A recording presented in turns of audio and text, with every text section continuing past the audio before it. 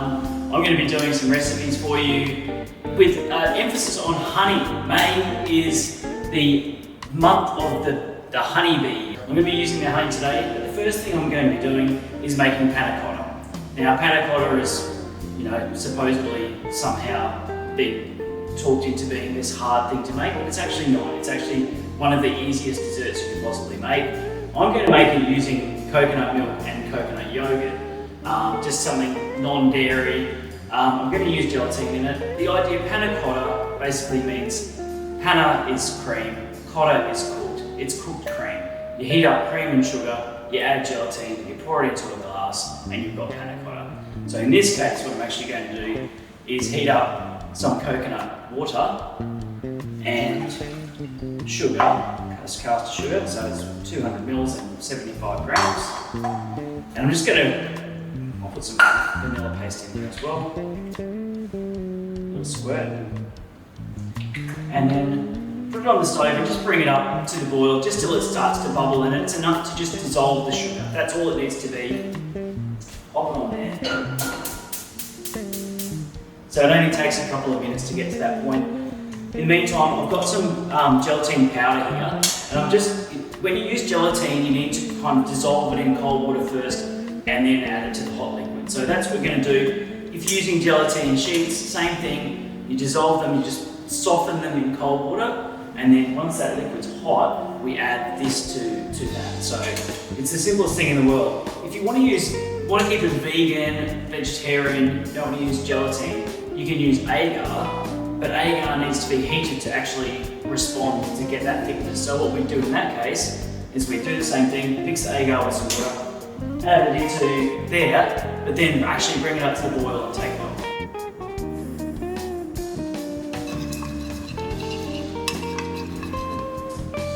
Okay, so just as that sugar and vanilla and coconut water just starts to bubble, it doesn't need to be bubbling away really. It just has to be hot enough to dissolve the sugar. And it doesn't need a lot of gelatin because I'm going to be putting coconut yogurt in it, and that's already thick as well. So once that gelatin is completely dissolved, a good coconut yogurt. This is really important. You might have had coconut yogurt before and thought, yeah, that's disgusting. Choose a really good quality one and go with that. This is one that I eat bucket loads of. It's a really good one. It's got a nice thickness to it. It's great, it's good for you, it's probiotic, it's dairy-free, gluten-free, everything-free. All it is coconut cream and culture, basically, and it's delicious. And I'm going to put about half of this. This is 500 grams, so put about half of that in there. And the beauty of this is it's kind of really nice and light. It's got a bit of acidity to it.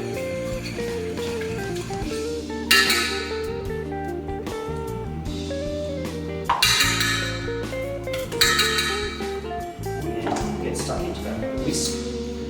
I've got just 4 glasses here. You can do this however you want. You can put this into moulds if you wanted to and turn them out, whereas I'm going to present this actually in some glasses, separate from that, and then put the rest of the stuff, the granola and the berries on top.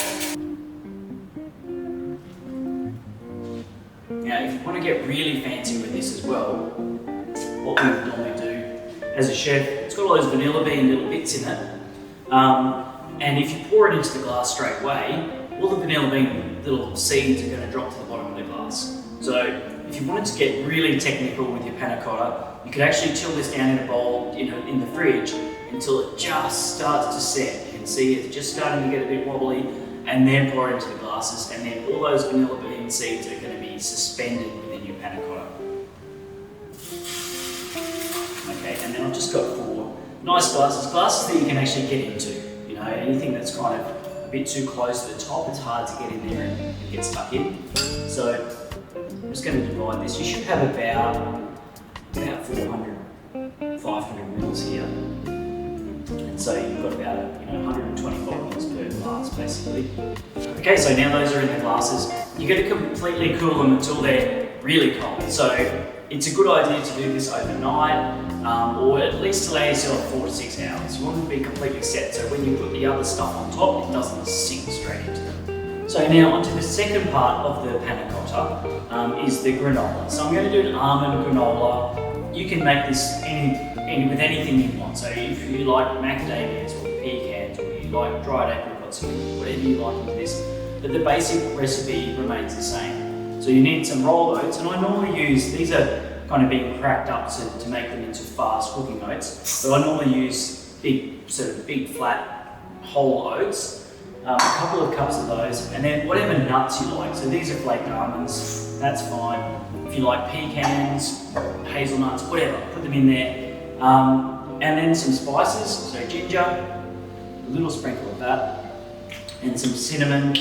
In this one, I'm going to put these berries in there, raspberries, blueberries, strawberries. But if you were doing, say, pear with pecan granola with your panna cotta, then you might want to put some nutmeg in there and some whole cloves or some star anise or things like that.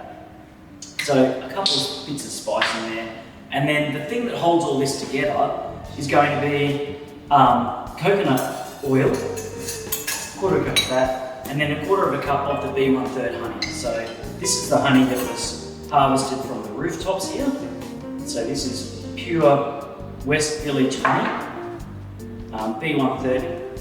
Process this or harvest this from the 4 hives that they've got on top of the building here. They're a great company and it's beautiful, beautiful honey.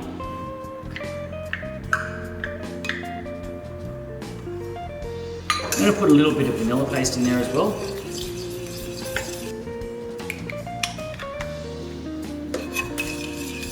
Mix those together till they're really well combined, those things, and then make sure those dry ingredients are mixed together really well, and then just pour that coconut oil and honey mixture over the top, and mix that all together really well. So make sure that that's all nicely coated. And I've got a tray here lined with some baking paper. And you can see here, I've made about 10 times more than I need for panna cottas. And there's a good reason for that. That I know from experience that once this starts baking in the oven, you're going to be able to smell that filling your whole kitchen. And as soon as it comes out of the oven and cools down enough, you're going to eat about 10 handfuls of this before it goes to the panna cotta, and eventually you'll have the quarter of a cup you actually need to do the full panna cotta. So it's worth making a lot. Once you've made this, it's such a simple thing to make. Once you've made this once, you'll start making it all the time to have for your breakfast cereal. It's beautiful just for breaking with milk. And it just needs to be in a big enough tray you can really spread it out. This goes into a reasonably low oven, about 160 degrees. So 160 degrees for about 20 minutes. But once again, just take it out after about 10 minutes and mix it around a little bit so that it cooks nice and evenly. Okay, so now the panna cottas have been in the fridge for a few hours, they're nicely set, but the thing about panna cottas is you want them to be just set, so they should be still nice and wobbly. That's really important. Just to finish these off, I've got some mixed berries here, some fresh blueberries, raspberries and strawberries, and I'm just going to add a little bit of this vanilla paste, just to kind of give it a bit of shine and that vanilla flavour, and some fresh mint. Mix that through there. I'll spoon that on there first. And when this granola comes out of the oven, you'll notice you want it to be really crunchy, but it won't be crunchy straight away. It'll be a bit soft, and you'll think, oh, it's not done yet. Then once it cools down, that's when it gets crunchy. So don't be afraid that you've done it wrong. And the good thing about this particular granola is that it's honey and almond and it's coconut oil. So they're all pretty nice, healthy things. Using honey as the sugar, the sweetness in this is a really nice, healthy way of making this as well. You're not putting lots of brown sugar and caster sugar and things like that. So in each of these glasses, just a good spoonful of the berry mix.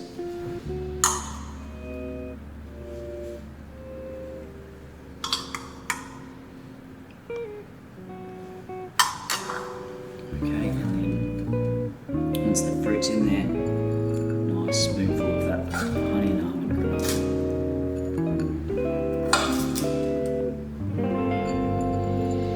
And so there it is. really simple coconut panna cotta with honey and almond granola and fresh berries.